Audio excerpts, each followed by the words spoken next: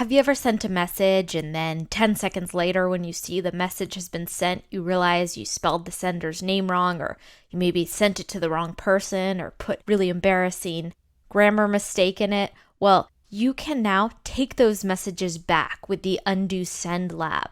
So that gives you up to 30 seconds to undo the send of a message. First thing you want to do is go into your labs. Make sure you have the Undo Send Lab enabled.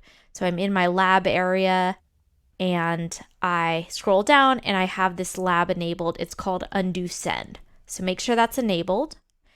Then scroll back up, go into your general settings.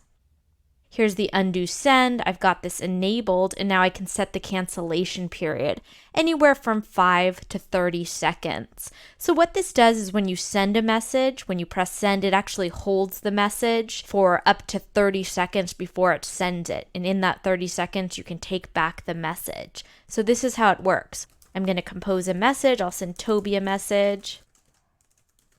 So I just sent Toby a message, but I entitled it, "Hi Pam." Whoops.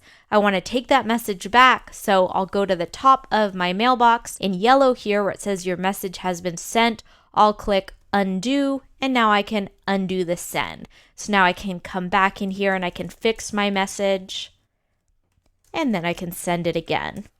So that undo link appears up here. Now, if I click somewhere else, that link will go away. So I need to remember to click undo before I click somewhere else in my mailbox.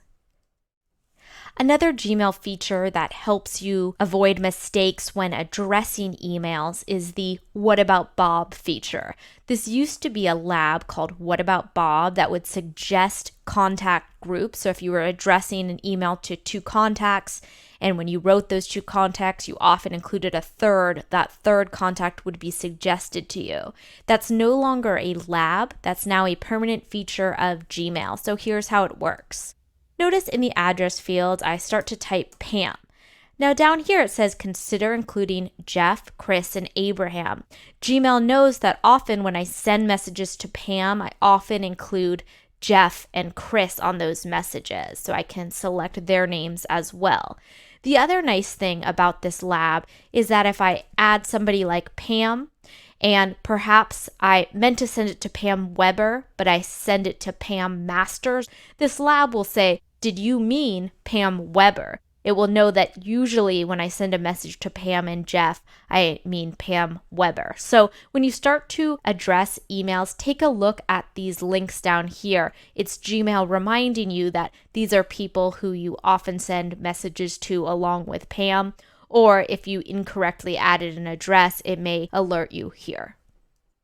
If you own multiple email addresses and you've linked them to your Google account, you can actually decide which email address you want to send a message from.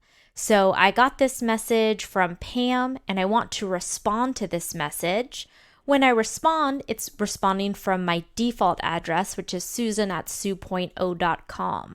I can select change and I can select the other email address I own, which is admin@sue.0.com, so I can send a message from admin. Now, I set up this reply from address in my Google account settings. And there's another video where we talk about how to do this. But in this video, I want to just show you how to change your default reply from address. So maybe I want to start training people to write to me to admin@sue.0. So I'll start responding to messages from admin@sue.0. So I want to always respond from admin@sue.0. So I'll go into my mail settings, then I'll select accounts. I see the email addresses I can send mail as, and I want to make this admin@sue.0 my default. So I'll select make default, and that has changed. So now when I respond to a message, even if that message was to my susan@sue.0.com, when I respond, the default is it will respond from my admin@sue.0 address. So that's how you change the default reply from address.